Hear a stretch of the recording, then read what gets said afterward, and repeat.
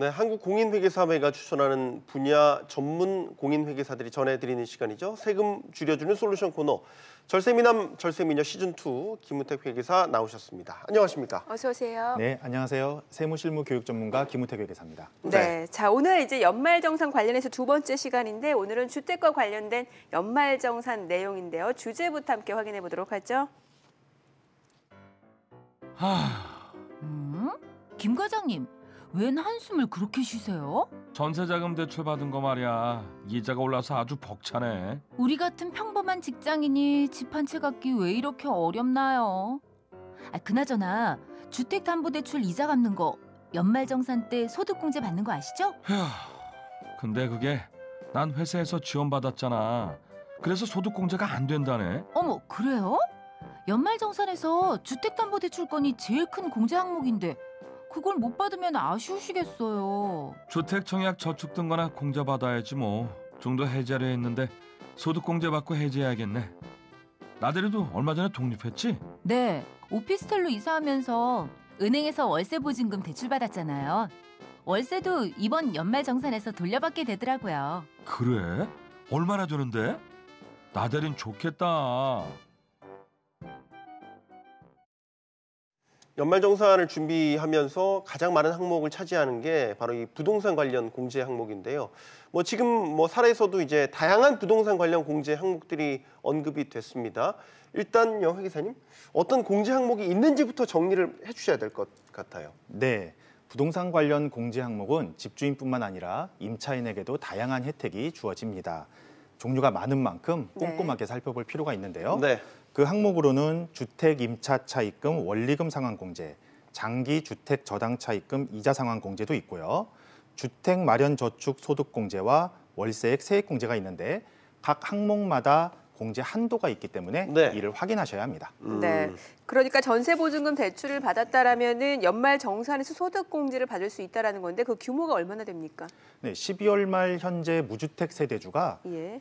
주거용 오피스텔을 포함한 국민주택 규모 주택을 임차하기 위해 대출 기간 또는 대부업을 경영하지 않는 거주자로부터 차입한 주택 임차 자금을 차입하고 차입금의 원리금을 상환한 경우 상환 금액의 40%를 소득공제해 줍니다. 네, 근데 앞서 이제 사례에서 보면 이 전세보증금 대출을 회사에서 지원받은 경우에는 또 제외가 된다고요? 네, 그렇습니다. 소득세법에 따른 대출 기간이 아닌 일반 법인이나 각종 공제회를 통해 차입한 주택 임차 차입금은 소득공제 대상이 아니고요. 신용대출을 이용한 차입금도 공제 대상이 아니라는 점은 기억해야 합니다. 네. 또 전세자금 대출 원리금 상환액에 대해서뿐만 아니라 주택을 구입할 때 대출을 받은 이자 상환액에 대해서도 소득공제를 받을 수 있다고요? 네, 그렇습니다. 연말정산 중 주택 관련 공제 항목 중에 장기 주택 저당 차입금 이자 상환액 공제라는 것이 있는데요. 무주택이거나 1주택을 보유한 세대의 세대주 또는 세대원이 취득 당시 기준시가 4억 원 이하 주택을 취득하기 위해 차입한 주택담보대출에 대한 이자 상환액을 소득공제해 줍니다. 상환 기간이나 상환 방식에 따라 최대 1,800만 원까지 공제가 가능한데요. 단 이자 상환액은 연말정산 간소화 서비스에서 확인할 수 있지만 연말정산 간소화 서비스의 자료는 영수증 발급 기관으로부터 수집한 공제 자료를 단순히 보여주기만 하는 것이니까 구체적인 공제 대상과 한도 등 공제 요건은 근로자가 직접 확인하셔야 합니다. 요즘은 이제 공동명의로도 주택을 취득하는 경우가 많기 때문에 만약에 공동명의인 경우 누가 공제를 받아야 됩니까? 네, 본인과 배우자 또는 제3자와 공동명의로 주택을 취득하고 차입금을 근로자 본인 명의로 차입한 경우에는 근로자 본인이 소득공제를 받을 수 있고요. 차입금을 본인과 배우자 또는 제3자와 공동명의로 차입한 경우에는 차입금의 비율만큼 소득공제를 받을 수 있습니다. 그렇군요. 앞서 보니까 사례에서 주택청약 저축에 대해서도 공제를 받을 수 있다는 얘기가 나왔는데 주택 마련 저축 상품 가입해서 납입하는 분들 많으시죠. 그러면 이분들도 소득공제가 가능하다라는 건가요? 네, 그렇습니다. 총급여액 7천만 원 이하이면서 2018년 중 주택을 소유하지 않았던 세대주인 근로소득자에게 주택 마련 저축에 납입한 금액의 40%를 소득공제해 주는데요. 연간 저축 납입액이 240만 원까지 인정되니까 최대 96만 원까지 소득공제가 가능합니다. 과세 표준이 4천만 원인 근로소득자를 예로 들면 96만 원의 소득공제를 받을 때 세율에 따라 14만 4천 원의 절세 효과를 볼 수 있습니다. 네. 평소에도 이제 별 관심이 없다가 연말이 되면 사실 연말정산 때문에 갑자기 뭐 한꺼번에 몰아서 저축을 하는 경우도 있더라고요. 보니까 네. 이런 경우도 공제를 받을 수 있습니까? 네, 받을 수 있습니다. 다행이네요. 네. 네. 세법에서는 연간 240만 원이라고 하는 저축의 한도만 있을 뿐이니까 연도 중에 분할해서 납입하든 일시에 납입하든 관계없이 소득공제는 동일하게 적용됩니다. 네. 네. 그리고 앞서 사례에서 보니까 주택청약 종합저축과 관련해서 소득공제를 받은 이후에 해지하겠다라고 했는데 이거는 괜찮은 거예요? 아니요, 불이익이 있습니다. 어, 이런 예. 경우에 불이익이 있는데요.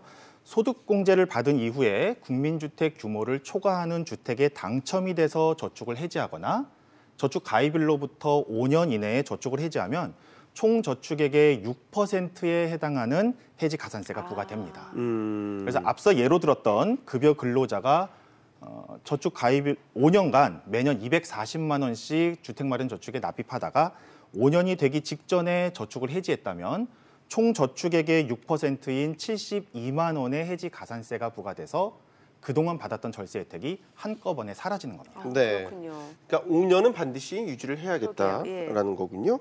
자, 마지막으로요. 올해 달라지는 연말정산 그 공제 항목 중에서 혜택 중에서요. 이제 월세를 내면서 살고 있는 분들에게 상당한 희소식이 있다고요? 네, 있습니다. 네.